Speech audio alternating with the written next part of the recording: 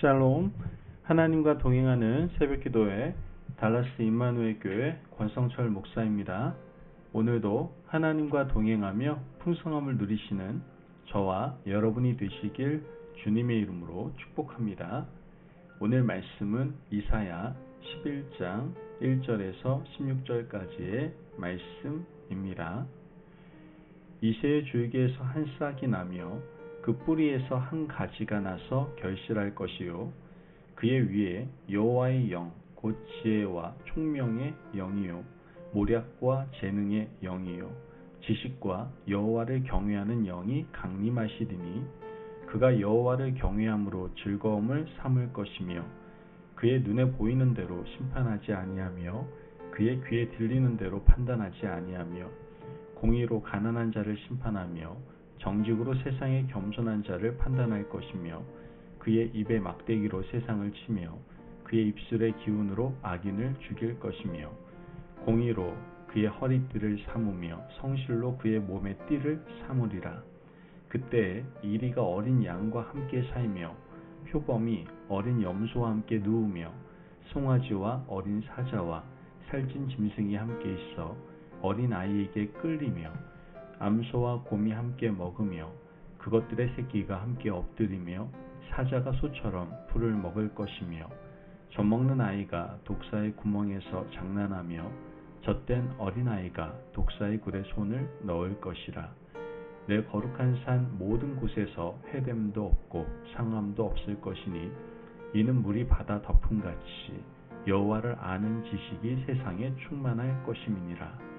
그날에 이새의 뿌리에서 한 싹이 나서 만민의 기치로 설 것이요 열방이 그에게로 돌아오리니 그가 거한 곳이 영화로우리라.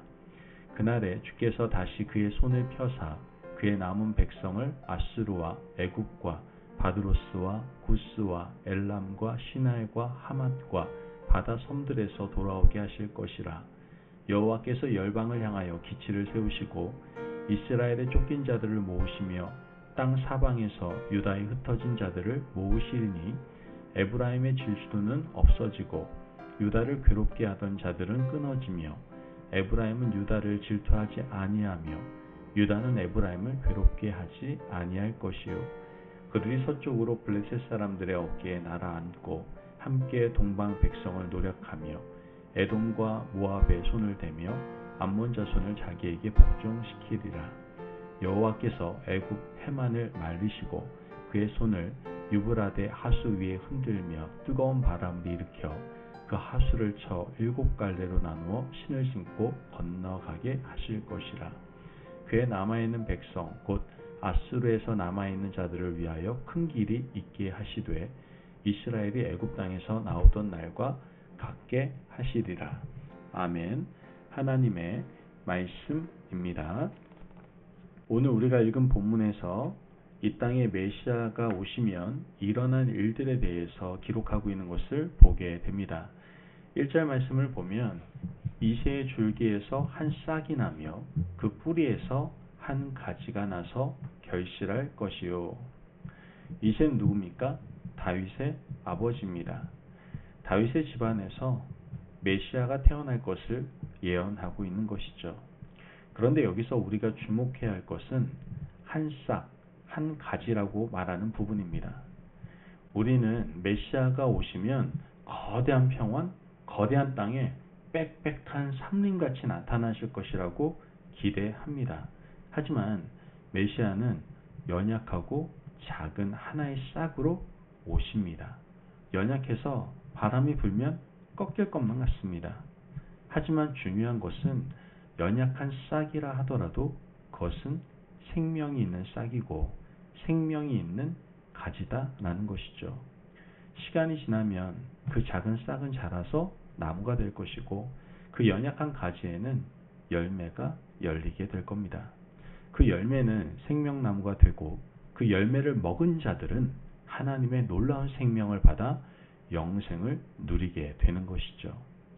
우리는 크고 위대한 것을 꿈꾸지만 하나님의 나라는 작은 생명에서부터 시작한다는 말씀을 우리에게 해주고 있는 겁니다. 실제로 예수님께서 이 땅에 오셨을 때 왕으로 오시지 않으셨잖아요. 눈에 보이는 제국의 왕으로 오시지 않고 영혼의 왕으로 오셨습니다. 어린 양, 어린 아기의 모습으로 우리에게 오셨던 것이죠. 아주 작고 어린 아기의 모습이지만 작은 싹이었고 또한 연약한 가지였지만 그 가지에서 열매가 맺혔습니다. 그 열매는 말씀의 열매였고 말씀을 들은 백성들은 힘을 얻고 살아났던 것이죠. 오늘도 우리는 예수님이 주셨던 말씀을 듣고 붙들고 살아가고 있지 않습니까? 한 싹이나 연약한 가지는 좀 미약해 보이지만 그 속에는 생명이 있어서 오늘 우리가 영원한 생명을 누리고 살아가도록 만들어 줄 겁니다. 그러므로 하나님의 백성들은 눈에 보이는 생명 없는 것들을 갈망하는 행위와 마음을 중단해야 합니다. 생명 없는 것은 아무리 탐스럽게 보여도 하나님의 백성들에게는 의미가 없다는 것을 분명히 깨달아야 한다는 것이죠.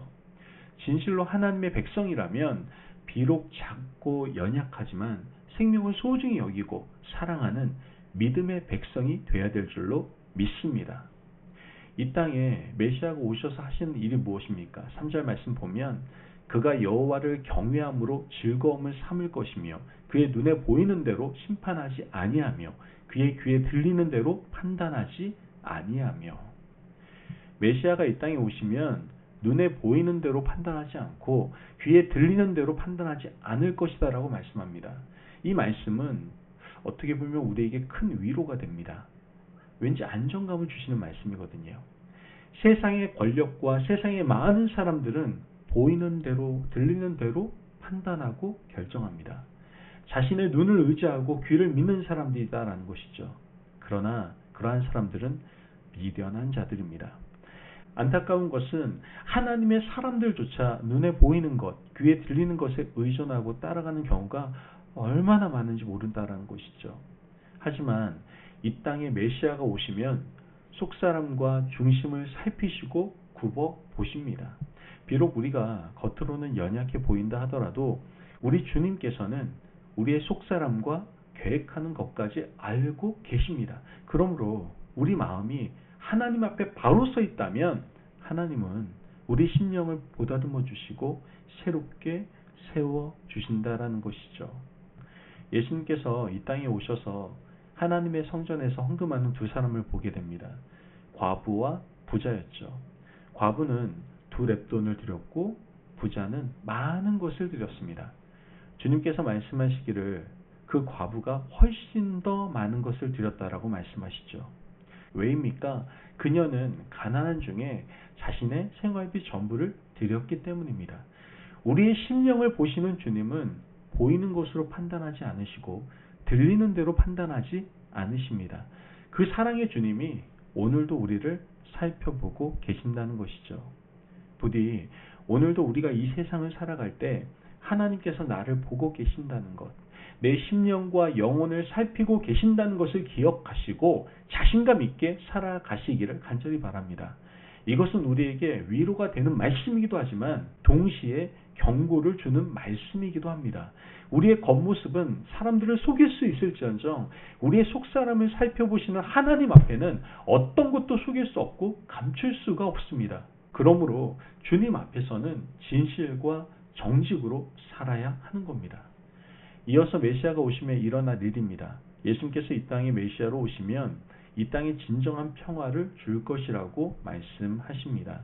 6절 말씀 보면 그때에 이리가 어린 양과 함께 살며 표범이 어린 염소와 함께 누우며 송아지와 어린 사자와 살찐 짐승이 함께 있어 어린 아이에게 끌리며 9절 말씀에 내 거룩한 삶 모든 곳에서 해됨도 없고 상함도 없을 것이니 이는 물이 바다 덮음같이 여호와를 아는 지식이 세상에 충만할 것임이니라.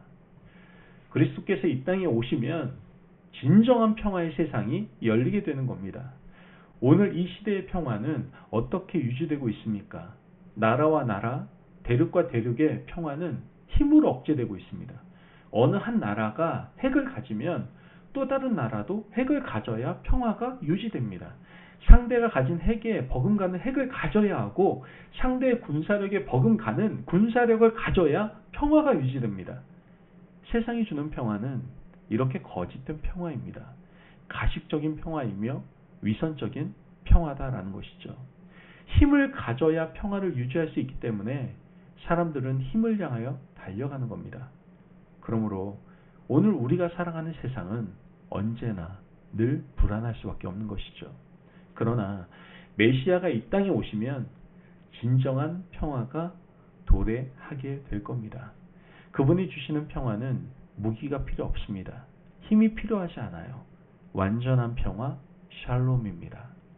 예수님께서 내 마음에 찾아오시면 우리는 물질이 없고 힘이 없어도 온전한 평화를 누릴 수가 있게 되는 겁니다. 나뿐만 아니라 온 세상 모든 사람들이 이렇게 놀라운 평화를 고대하고 기대했으면 좋겠습니다. 우리 모두가 나라와 나라 사이의 전쟁이 그치는 온전한 평화의 세상을 꿈꾸는 하나님의 백성들이 되시기를 간절히 바랍니다. 그러므로 우리 모두 메시아가 오시면 일어날 일을 소망하고 고대하며 오늘 하루도 믿음 안에서 살아가시는 저와 여러분이 되시길 주님의 이름으로 축복합니다. 아멘. 기도하겠습니다. 사랑이 많으신 하나님 감사합니다. 오늘도 우리에게 귀한 말씀의 은혜 허락하심을 감사합니다.